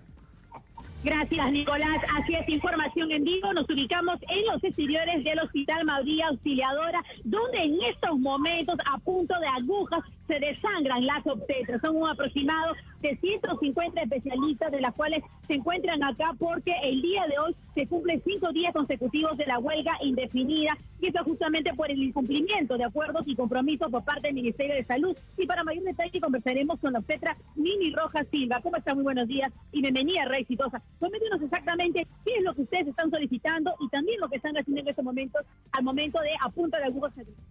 Buenos días a todos los radioescuchas de Radio Exitosa. El día de hoy estamos realmente nosotros acá en el hospital, en frente del Hospital María Auxiliadora, y nuestros colegas, un grupo de colegas, pues realmente se está desangrando, porque nosotros estamos simbolizando que nuestro sector salud está en crisis, y esta crisis hace que realmente se desangre el sector, ¿no? Entonces nosotros realmente, ¿qué cosa es lo que queremos con eso? Queremos pedirle a la ministra que solucione de una vez la problemática que tiene el sector. Dentro de ellos es el aumento del presupuesto que estamos solicitando, y que este presupuesto sea pues bien distribuido para todos. También otro punto que nosotros estamos solicitando es que de una vez esclarezca cómo va a ser esta escala remunerativa, que ellos ya mencionaron que va a ser para el 2018, pero quisiéramos que esta escala sea técnica, sea justa para nuestros compañeros los obstetras, que realmente ahí ya no sea discriminatoria como viene siendo hasta ahora, que realmente consideren nuestra profesión médica, el hecho que nosotros tengamos unas competencias para nuestro trabajo, y que además nosotros tengamos atención desde el inicio hasta el final a nuestros usuarios, ¿no? Y para aclarar en todo caso a todos nuestros radioyentes, en relación a los partos, hay que aclarar que la atención médica es normal. Sí, tenemos que realmente decir que nosotros tenemos los servicios críticos garantizados, estamos lo que es el área de centros obstétricos, sala de partos y emergencias cubiertos con nuestro personal que se encuentra de guardia. Esa parte nosotros no los estamos descuidando. Es una atención que nosotros como profesionales queremos garantizar. Bien, muchísimas gracias por conversar con Radio Exitosa. Este es el panorama, Nicolás. Muchas obstetras en estos momentos se encuentran en los exteriores exigiendo varios de sus derechos a la ministra de Salud, Patricia García. Informó Sofía Gallegos, Exitosa Noticias. Bueno, esto es lo que está ocurriendo, insisto. Tenemos una huelga de un sector importante del magisterio, huelga de médicos, tenemos huelga de enfermeras, tenemos huelga de obstetras, todos ellos del sector salud. Es una situación complicada. Cuando nosotros hemos preguntado si había, por qué íbamos a gastar la plata que íbamos a gastar en los Panamericanos, la respuesta que se nos dio es que había plata para todo. Es más, Juan Mendoza a cada rato está diciendo cómo es posible que aceptemos como algo natural hacer una refinería por lo que estamos pagando, que nadie sabe cuánto va a ser, más de 6.000 millones de dólares. ¿Cómo es posible que estemos pagando 3 veces más por el Metro 2 de Lima de lo que costó el primero?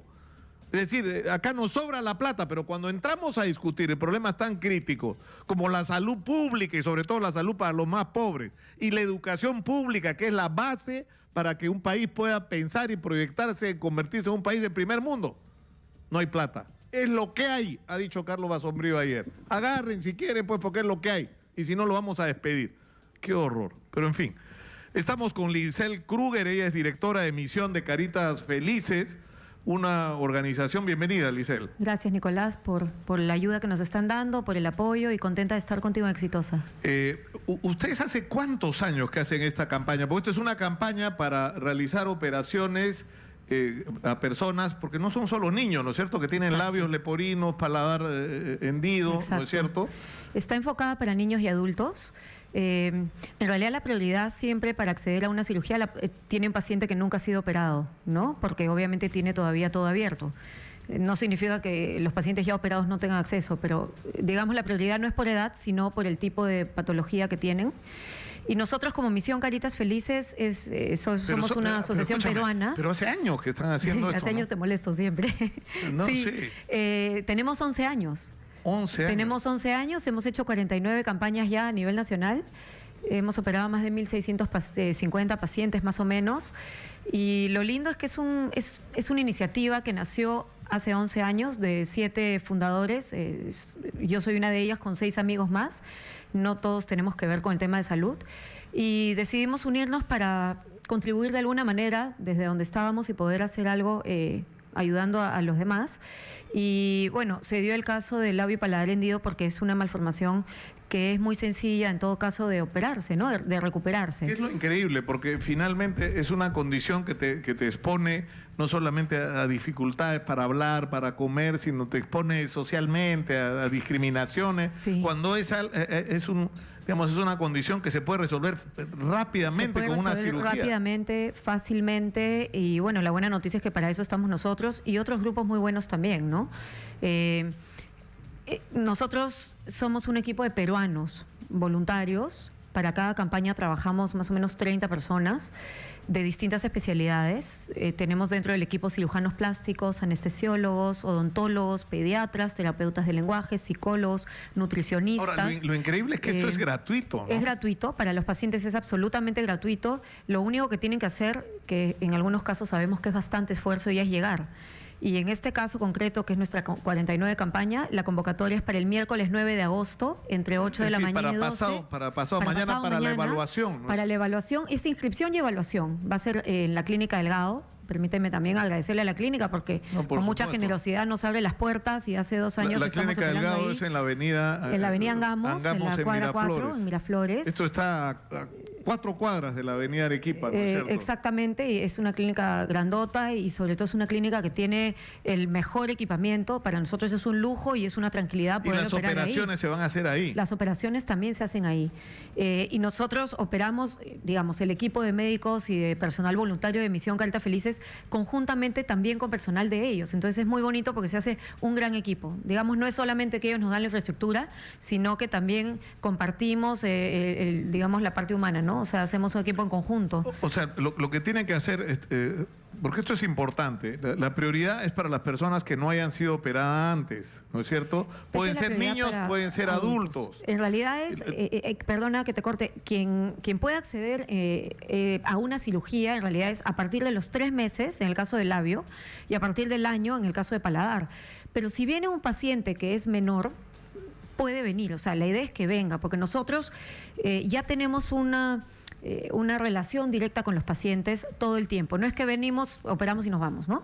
Es una asociación constituida legalmente, entonces funcionamos teniendo una relación con el paciente y es un paciente que nosotros vamos ya a tener en base de datos, que vamos a poder darles los primeros alcances y consejos a los papás y a las mamás y los vamos a ir preparando para cuando el bebé ya esté en una edad y en buenas condiciones físicas para acceder a una siguiente cirugía. Ahora, entonces, vamos a reiterar la información. O sea, hay que hacer la inscripción y hay que hacer una evaluación médica de la situación en la que está, que es el día miércoles 9, El horario es, discúlpame. De 8 de la mañana a 12 del mediodía. Solamente pueden llegar ese día porque sobre la base de pacientes que lleguen ese día vamos nosotros a hacer ya, digamos, la selección para que puedan ser operados, ¿no? Insistimos, esto es en la Clínica Delgado el día miércoles desde las 8 de la mañana. Esto queda en la avenida Angamos Oeste, cuadra 4, esquina con General Borgoño. Esto es muy cerca de la avenida Arequipa, ¿no es cierto? Sí. Y a partir de esta evaluación se programa operación. ¿A cuánta gente tienen proyectado operar esta vez en esta campaña? Son más o menos 70 pacientes. Nosotros ya hemos operado 35 sin incluso hacer una convocatoria tan abierta, sino con pacientes que hemos tenido captando todo este tiempo. Sí, en mayo. En mayo, nosotros debíamos comenzar en Tumbes y con todo el tema del fenómeno de la niña no pudimos ir y le pedimos a la clínica las instalaciones nuevamente, con mucha generosidad nos las dieron y ya operamos 35 pacientes en mayo. Ahora vamos a tener 70 más que van a ser operados en un primer grupo en el fin de semana y un segundo grupo en diciembre. Dejamos este espacio porque, como te cuento, que llegan pacientes más chiquitos o pacientes desnutridos o con bajo peso. Hay que prepararlos, tiempo, hay que hacer un proceso. Para que puedan acceder. Ahora, hay un teléfono, ¿no es cierto?, al que se pueden comunicar y un correo electrónico, sí, ¿no? Pueden llamar al 999-74-1727, 999-74-1727, buscarnos en Facebook como Misión Caritas Felices y estamos con todas las ganas y esperándolos ya para Caritas Felices en el Facebook, 999-741727, 999-741727. Somos un grupo peruano que hacemos con toda la responsabilidad y con todo el cariño la atención a estos pacientes, no solamente las cirugías, sino ahora hemos ampliado la atención y estamos dando terapias de lenguaje, becas para terapias de lenguaje a pacientes que lo necesitan después y también en la parte de nutrición. Eso es lo que da esperanza, ¿sabes? Lo que se puede hacer. Yo he tenido experiencias tan increíbles o sea, cuando tú tienes por un lado gente que tiene una necesidad y gente que puede ayudar a resolverla y cómo hay que simplemente crear puentes, ¿no? Y eso es lo importante, porque de nada sirve el esfuerzo que hacemos nosotros y que hace de pronto la clínica o Smile Train, que es una asociación americana que nos auspicia, si es que los pacientes no se enteran. O sea, yo creo que esto es algo súper importante que nosotros tenemos que unirnos y ustedes, la prensa, son una pieza pues fundamental en este rompecabezas, ¿no? Muchas gracias a Lisel Kruger, directora de Misión de Caritas Felices, por estar con nosotros. Gracias a ustedes. Te felicito sinceramente por lo que están haciendo. Es un ejemplo que debería ser emulado, imitado, ¿no? Muchas gracias, Nicolás. Lo hacemos con mucho gusto, con mucho cariño. Y no se olviden, la cita es este próximo miércoles 9 de agosto, o sea, pasado mañana. De 8 de la mañana a 1 del mediodía. Y ahí los esperamos. Muchas gracias. Y yo me despido hasta mañana. Los dejo con el señor Manuel Rosas. Agárrense por lo que va a decir Manuel Rosas. Ahora ya me imagino, conociéndolo. El rollo que trae Manuel Rosas. Conmigo será hasta mañana, como les dije. Muy buenas tardes. Muchas gracias.